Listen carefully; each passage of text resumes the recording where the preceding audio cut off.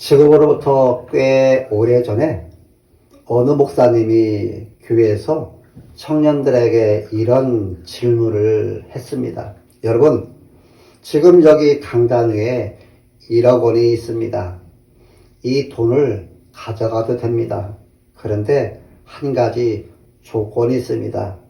그 조건은 지금 여기서 큰 소리로 하나님을 욕하면 됩니다. 라고 말했습니다. 그랬더니 청년들이 소리내서 웃었습니다. 잠시 후에 목사님이 다시 말했습니다.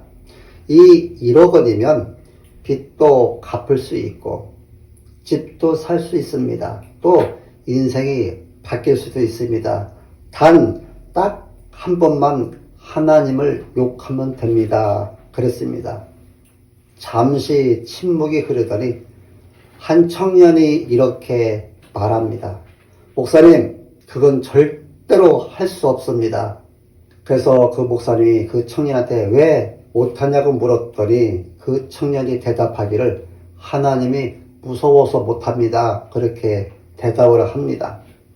목사님이 미소를 지으며 다른 질문을 합니다. 좋습니다. 그러면 이번에는 조건을 바꾸겠습니다. 하나님을 욕할 필요가 없습니다. 대신 여기 강단에서 이렇게 말하면 됩니다. 나는 예수 믿지 않습니다. 그러면 1억 원을 드리겠습니다. 그렇게 말을 하니까 그 순간 분위기가 조금 전과는 조금 달라지기 시작합니다. 어떤 청년은 웃고 어떤 청년은 생각하기 시작합니다. 왜냐하면 이거는 하나님을 욕하는 것보다 훨씬 현실적인 문제처럼 느껴졌기 때문입니다. 그때 목사님이 마지막 질문을 합니다. 여러분, 왜 이런 차이가 생기는 걸까요? 왜 하나님 욕하는 것은 무섭지만 사람들 앞에서 신앙을 부인하는 것, 예수를 믿지 않는다고 하는 것은 조금 덜 무섭게 느껴지는 걸까요? 라고 이렇게 말을 합니다.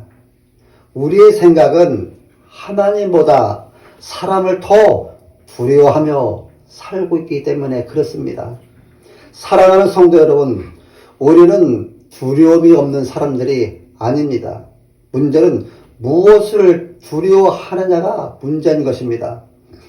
오늘 예수님은 매우 분명하게 말씀하십니다. 몸은 죽여도 영혼을 능히 죽이지 못하는 자들을 두려워하지 말고 오직 몸과 영혼을 능히 지옥에 멸하실 수 있는 일을 두려워하라 말씀합니다.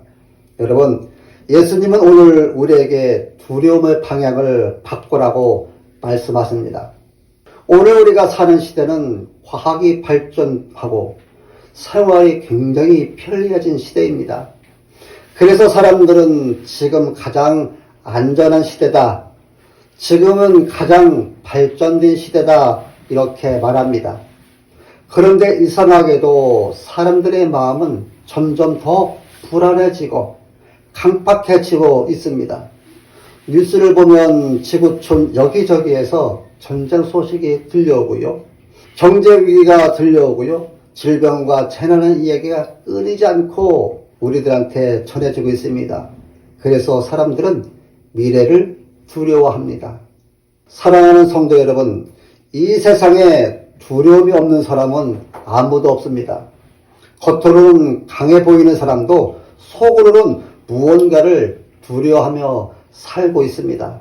어떤 사람은 실패를 두려워하고요. 어떤 사람은 가난을 두려워하고요. 어떤 사람은 사람들과의 관계가 깨질 것을 두려워하며 살아가고 있습니다. 어떤 사람은 사람들이 나를 어떻게 볼까?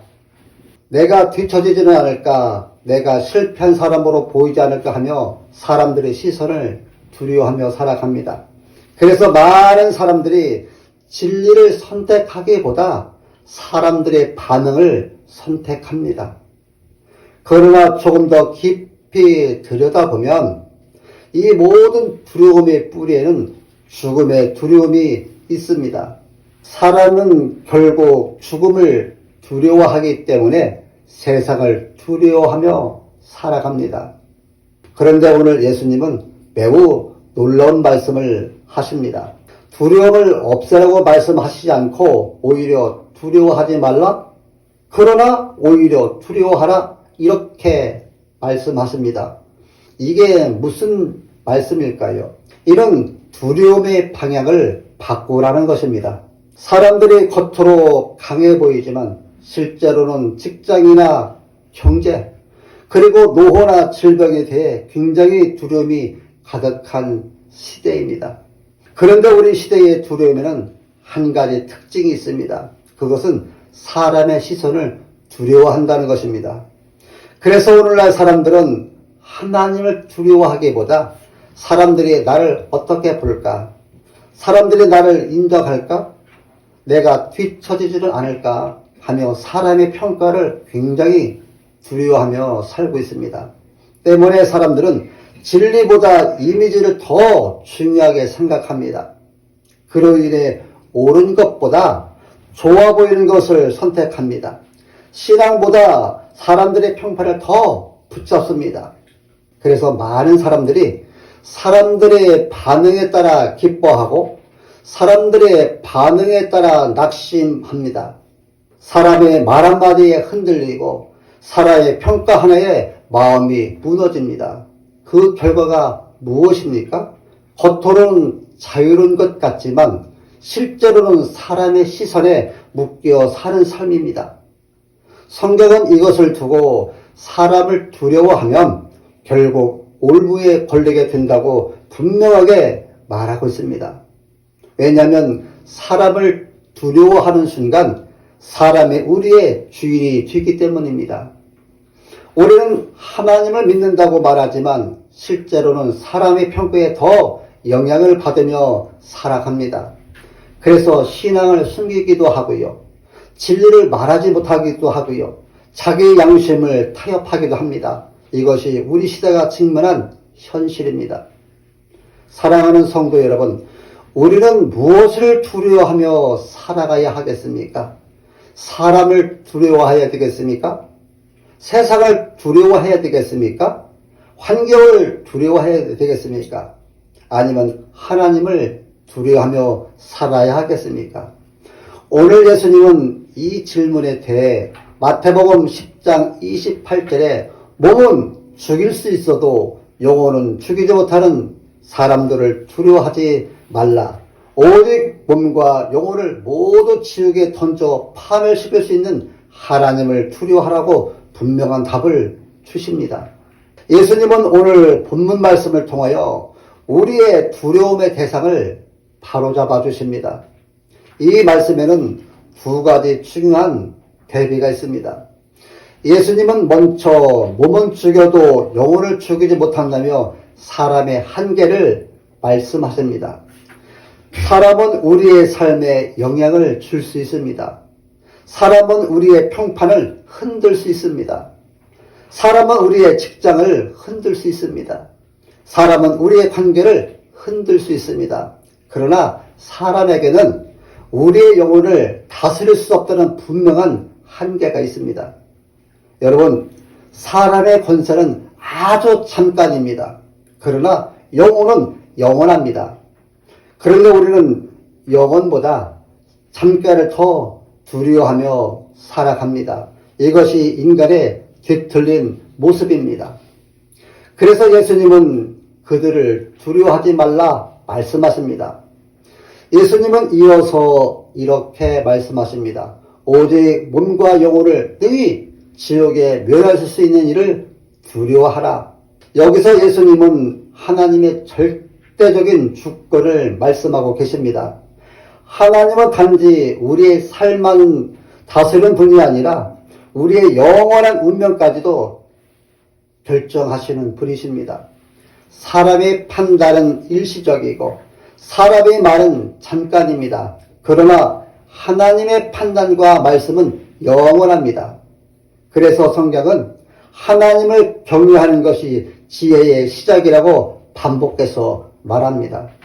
그리고 여기서 두려워하라는 말은 단순한 공포가 아니라 경외를 말합니다. 하나님을 두려워한다는 것은 하나님의 창조주이시며 인생의 주인이시며 최종 심판자이심을 인정하며 그분의 말씀에 순순히 순종하는 것을 말합니다. 하나님을 경외하는 사람은 사람의 눈치를 보지 않습니다. 왜냐하면 그는 이미 더 크신 하나님 앞에 서 있기 때문이며 자신이 하나님 앞에 서 있다는 사실을 의식적으로 그리고 의도적으로 항상 기억하며 살아갑니다. 그래서 그의 삶에는 거룩한 긴장감이 있습니다.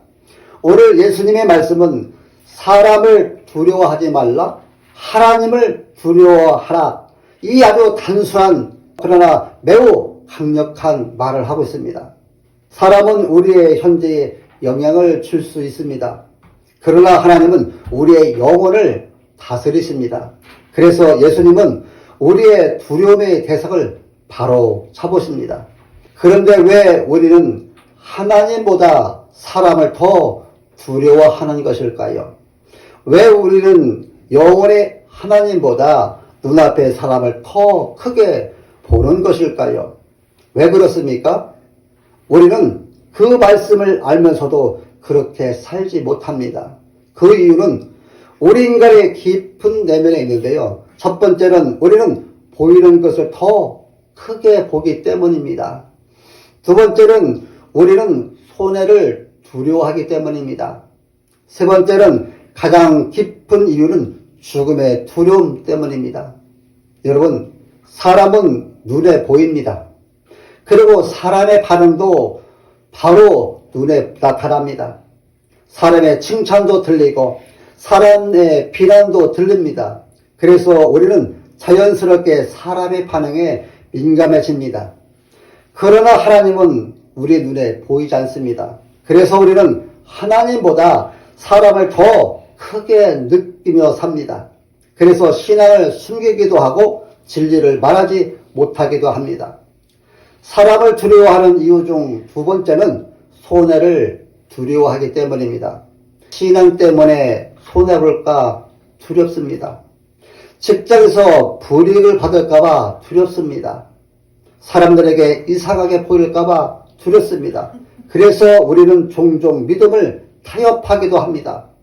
결국 사람을 두려워하면 진리를 선택하기보다 안전을 선택하게 됩니다. 인간은 누구든지 본능적으로 죽음을 두려워합니다. 그래서 사람들은 살아남기 위해 세상에 순응합니다. 세상의 시스템에 맞추고 사람들의 기대에 맞추며 살아갑니다. 결국 우리는 죽음의 두려움 때문에 세상의 종이 됩니다. 그래서 사람들은 사람의 평가를 붙잡고 세상의 안전을 붙잡습니다. 여러분, 이것이 우리 인간의 딜레마입니다. 우리는 하나님을 모르는 것이 아닙니다. 그러나 우리는 하나님보다 세상을 더 크게 보고 있습니다. 영혼보다 지금을 더 크게 보고 있습니다. 그래서 안타깝게도 우리는 사람을 두려워하며 살아갑니다. 성경은 그 이유를 우리 인간의 깊은 문제에서 찾습니다. 그 문제는 바로 죽음에 대한 두려움이라는 것입니다.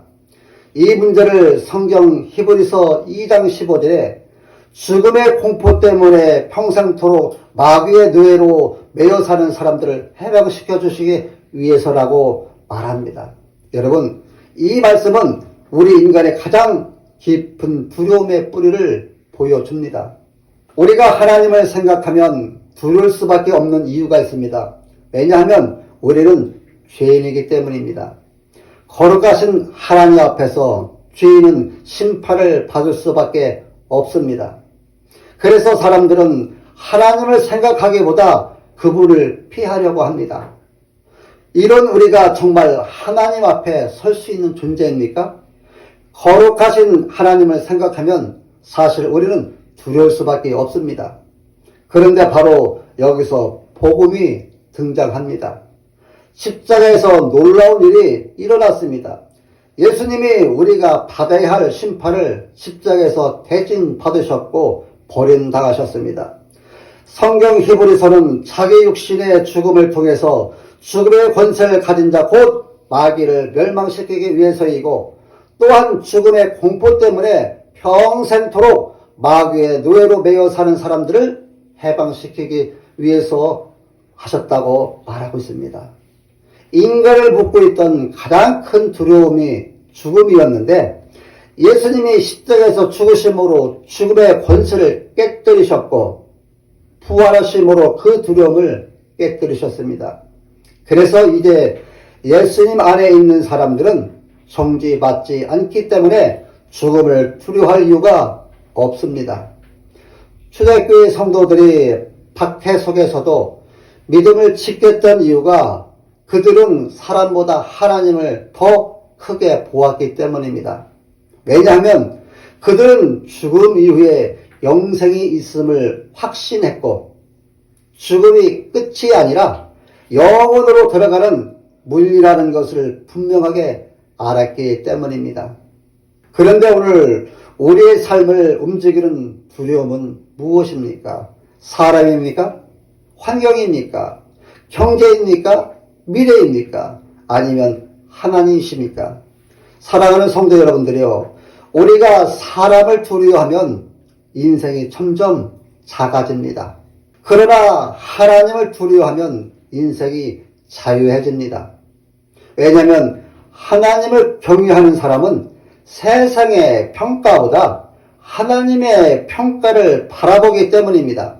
그리고 예수님이 십자가에서 우리의 가장 큰 두려움인 죽음을 깨뜨리신 것을 알기 때문입니다. 그러므로 이제 우리는 사람을 두려워하며 살 필요가 없습니다. 여러분, 이제 오직 하나님을 경외하며 살아가십시오. 그때 우리는 세상에서 가장 자유로운 사람이 됩니다. 성도 여러분, 우리가 사람을 두려워하면 세상의 족이 되지만 하나님을 두려워하면 세상에서 가장 자유로운 사람이 됩니다. 이 말씀을 잊지 마시고 기억하며 살아가시기를 주님의 이름으로 간곡히 권면드립니다. 사랑하는 성도 여러분, 예수님의 십자가와 부활은 단지 우리에게 위로만 주는 사건이 아닙니다. 그 사건은 우리의 삶의 방향을 완전히 바꾸는 사건입니다. 이제 우리는 더 이상 죽음을 두려워하며 사는 사람들이 아닙니다. 우리는 사람을 두려워하며 사는 사람들이 아니라 하나님을 경외하며 사는 사람들입니다. 예수님은 몸은 죽여도 영혼은 능히 죽이지 못하는 자들을 두려워하지 말고 오직 몸과 영혼을 능히 지옥에 멸하실 수 있는 일을 두려워하려고 이렇게 말씀하셨습니다. 이 말씀은 우리에게 삶의 기준을 바꾸라는 초청입니다. 오늘 우리는 사람의 평가 속에서 살아갑니다. 사람들이 뭐라고 할까? 사람들이 나를 어떻게 볼까? 사람들이 나를 싫어하면 어떡하나?